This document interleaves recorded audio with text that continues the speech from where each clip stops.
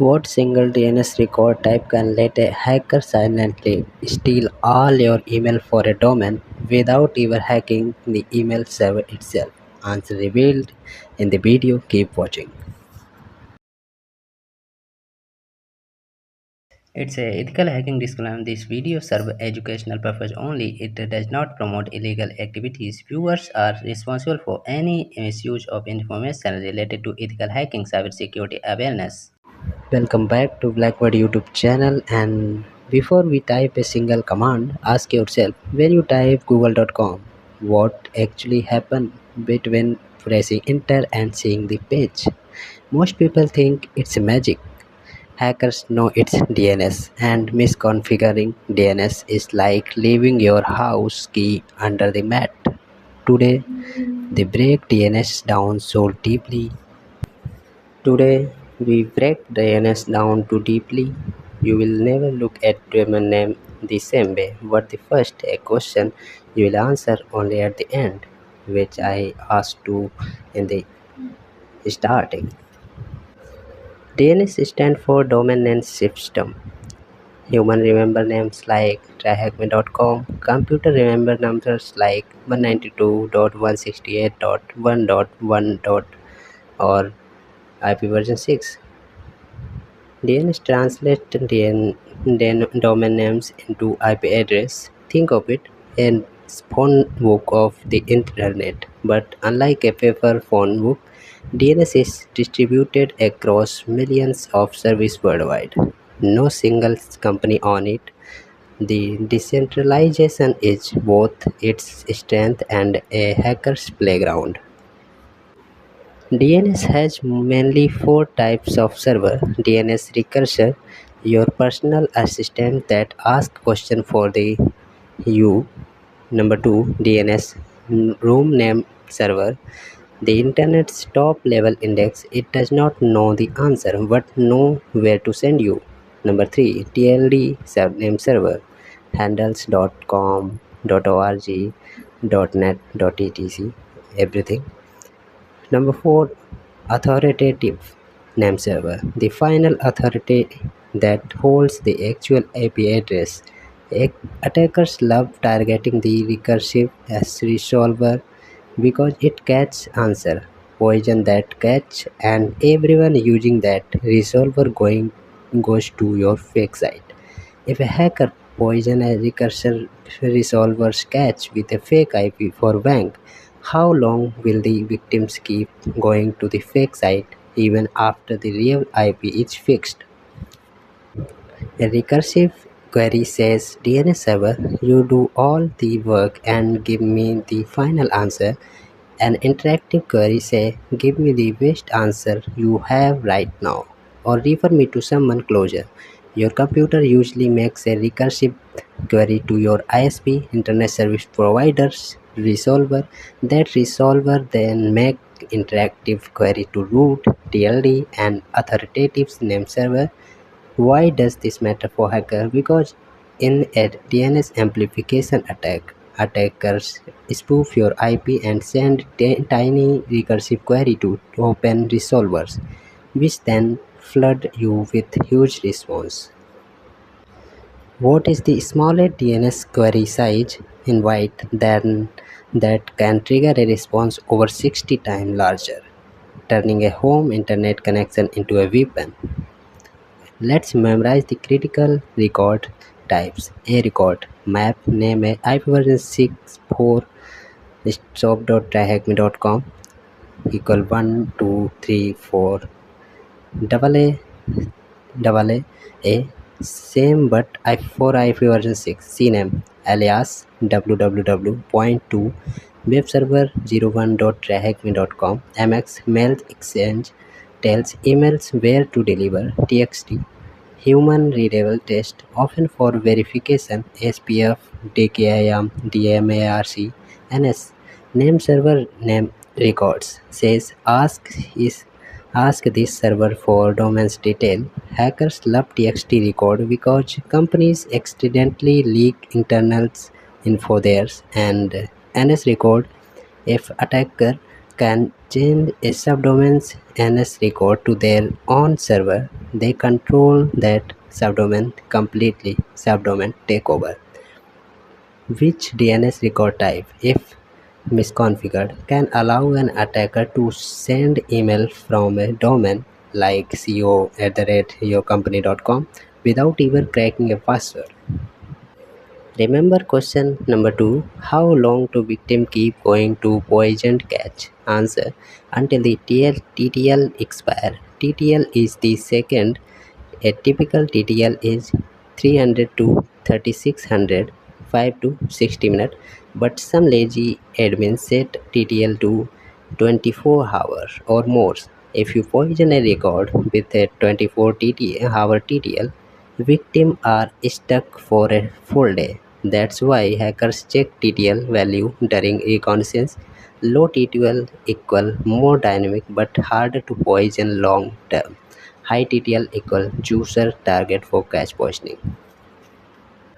There are exactly 13 root server address through m dot, but each address has hundreds of physical servers worldwide using any cast routing. So when you query a.rootserver.net, you reach the closest copy. Why do hackers care?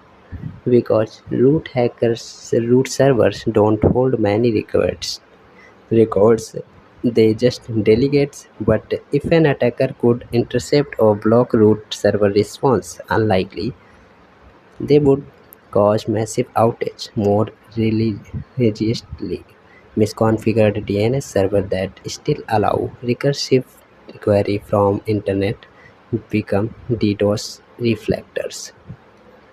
But here's the question. What famous 2026 cyber attack used DNS to take down Twitter, Netflix, and PayPal? Not by hacking the computer themselves, but by exploiting a different weakness. The answer will be shock you. PTR records to the opposite IP address, name, used for email anti-spam reverse DNS. Many servers reject email if the sending IP's PTR records does not match the claimed domain. Attackers who control IP space can set fake PTRs to bypass filter. Also, PTR enumeration can reveal internal host name. For example, scanning 192.168.1.0/24 and doing reverse lookup might show printer 1, DC2, and VPN gateway printer priceless intel. TryHackMe DNS in detail room has to use two essential tools: NS lookup, Windows and Linux, and Dig Linux. Let me simulate. NS lookup tryhackme.com. So the A record NS lookup type equal mx tryhackme.com. So all mail server. Dig tryhackme.com any. So all record, but many server ignore any now. Why do hackers use these? To enumerate subdomains. For example, dig plus sort tryhackme.com gives IP. Then dig-x IP does reverse lookup. TryHackMe asks you to find the specific record value. That's the real recon. Question in the room. They hide a flag in the txt record. How would you find it? In TryHackMe room, there's task where you must find the IP of shop.tryhackme.com using only the DNS record visible from outside. But the subdomain has no record, only a CNAME can still get the IP. How? Answer later. A zone transfer (AXFR) is now primary DNS server copy required records to secondary server. If a misconfigured DNS server allow AXFR from anyone, an attacker can run dig AXFR at the rate ns1.target.com domain.com and download the entire zone file, every subdomain, every IP, every internal server. This is called DNS zone transfer attack. TryHackMe has a task where you perform this. One real-world example: in 2019, a major bank leaked their internal hostname this way. Defender must restrict EXFR to authorized IPs only. Never allow from 0.0.0.0/0. And even if zone transfer are blocked, how can an attacker still discover 90% of your subdomain without brute force? Ask to number 7 question. Certificate transparency logs. Every SSL certificate issued is logged publicly. Tools like crt.sh or Kansas let you search percentage.target.com and see all subdomain that ever had a certificate. No DNS query required, so no log. Also brute force with word list, checklist, subdomain list. TryHackMe teaches you to use dnsrecon or gobuster DNS mode. For example, gobuster DNS-d tryhackme.com -w subdomain.txt. This reveals hidden admin panels, staging sites, and dev environment. Why are dev subdomain dangerous? They often have weaker security but access internal data. Here's the question: what is more dangerous than a leaked subdomain? A dangling CNAME record pointing to a discontinued cloud service that attacker can claim. DNS tunneling encode data into DNS query. For example, a infected computer sends a query exfiltrate data here.attacker.com. The attacker's DNS server logs the subdomain. This bypass firewall because DNS is almost always allowed outbound. Tools like Loadine or DNSCat2 do this. TryHackMe has a bonus room on DNS tunneling. Defender can detect it by looking for abnormally logs, subdomain names, or high query volume. But if an attacker uses random TLDS with no response, very hard to block without breaking DNS. Here's the question: what single change to your DNS server can stop 99% of DNS tunneling without breaking legitimate DNS. DNSSEC add cryptographic signature to DNS response, revealing cache poisoning. Each record is signed with private key and resolver verify with public key. But DNSSEC adoption is low, 30% of domain. Worse, misconfigured DNSSEC can cause validation failure. No website at all. Attacker also use DNSSEC to amplify DDoS. A tiny query can trigger a huge signed response. TryHackMe's room touch on this why even security feature becomes a weapon. Always validate your DNSSEC before enabling. Answer to the question number 1, MX record redirection. If an attacker can change a domain MX record through compromised register account or DNS account, all emails for that domain goes to the attacker's mail server. They can silently read and forward email. No one notices because email still works. This has happened to crypto exchange protect with MFA or DNS hosting. Answer of question number 3, a 60-byte DNS query for a DNSSEC signed record can trigger a response of over 4,000 bytes, a 66% amplification with open resolver. An attacker can turn a 1 Mbps upload into a 66 Mbps flood. That's why open resolver are dangerous. Question number 4, TXT record with misconfigured SPF sender policy framework. If SPF include all neutral or all allow anyone, attacker can spoof your domain. Always use double hyphen double all or reject or all soft fall checking for with dig.txt your domain.com. Answer to question number 5, the 2016 DNS attack, Mirai botnet, IoT camera, DVRs, DDoS, dense DNS infrastructure, DIN was managed DNS provider, Twitter, Netflix, PayPal are used DIN. So attacking one DNS company took down hundreds of sites. No direct hack of Twitter, just their DNS provider. Lesson: centralized skills regulation. Answer of question number 6. Even if shop.tryhackme.com is a CNAME to shopify.shopify.com, you can do dig shopify.shopify.com a for follow the CNAME chain manually. TryHackMe teaches you to never stop at the first answer. Question number 8. A dangling CNAME points to old app.herokuapp.com, but Heroku app is the deleted. An attacker creates the same Heroku app name and claim all traffic to your subdomain. TryHackMe has an room specifically on the subdomain takeover. Fix remove DNS entries when decommissioning cloud resource. Always monitor for orphaned records. Here's the question number 9 answer. Block all DNS query to external resolver expect except your corporate resolver. Force all internal device to use only your own DNS server. Then implement length limits. Reject query with subdomain levels longer than 63 characters. DNS tunneling needs long subdomains combined with threat intelligence feeds.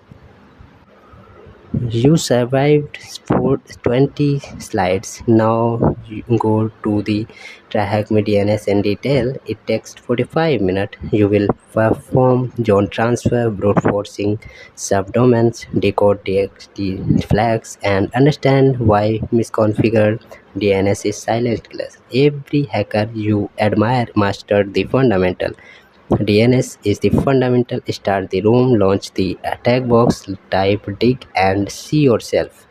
Answer to every question we have covered in this room. Answer in and in your lab. Happy hacking. Don't break what you don't own. And let's start with practical lab. Okay, let's start the DNS in detail lab of TryHackMe. So what is DNS? DNS stand for domain name system. We already told you domain name system,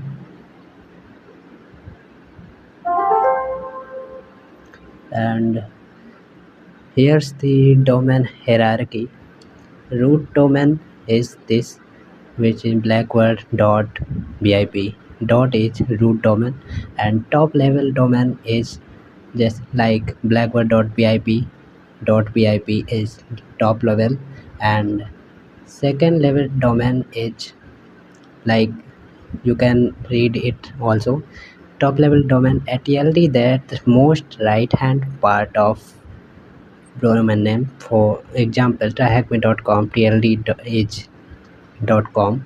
There is two part of TLD or GLD, generic top level, or CCLD TD, country code top level domain. Hierarchically as GLTD GTLD was meant to tell the user's domain name purpose.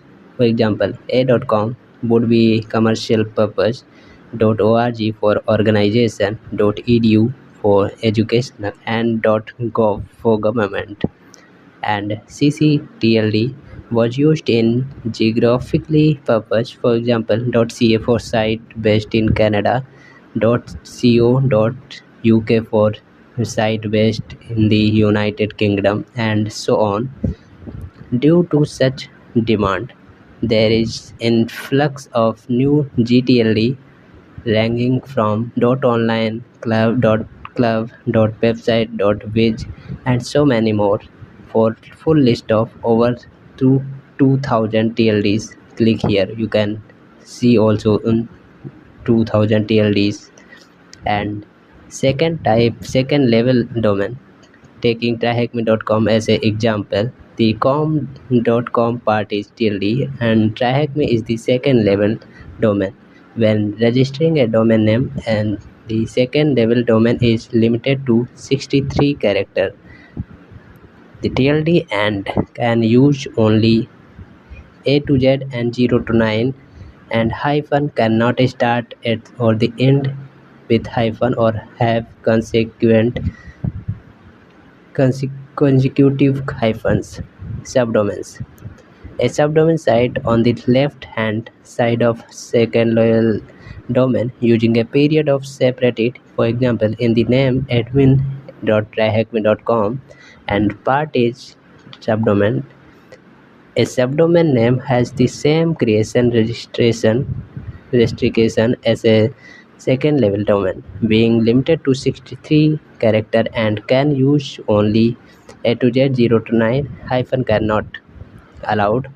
You can use multiple subdomain split with periods to create longer names such as jupiter.servers.tryhackme.com, but the length must be kept to 253 character or less. There is no limit to the number of subdomain you can create for your domain names. What is the maximum length of subdomain? Maximum length we know 63, and which is the following character cannot used in subdomain. We know it's hyphen,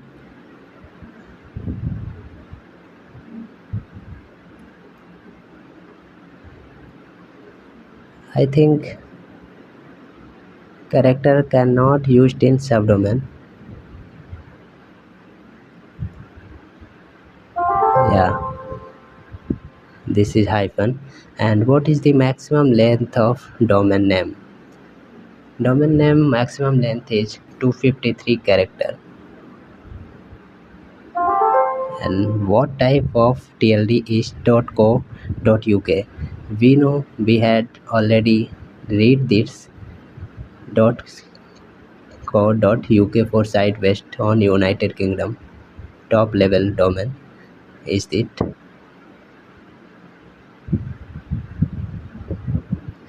stage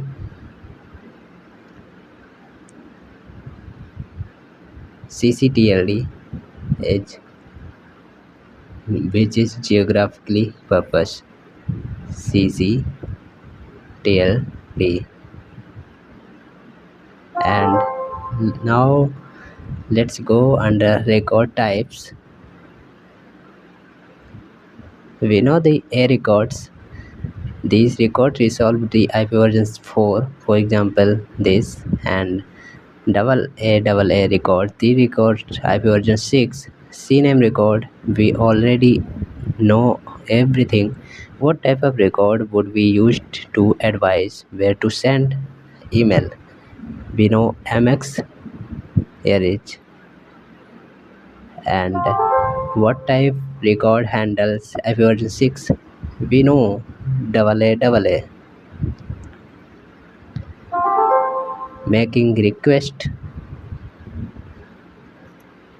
Now what happens when you make request? DNS request. First, when you request a domain name or computer, first check your local cache to see if you previously look up for the address recently. If not, request to your recursive DNS server will be met. And we know already that its structure. First, we will, if we are new user, first we will go to DNS and then root DNS server and authorate it. And if we go to again type with same address, we will go directly in recursive and back to the your laptop too. You can see on the screen, and it's answer what field specific specify how long a DNS record should be cached for. Its answer is TTL. And what type of DNS server is usually provided by your ISP? Recursive.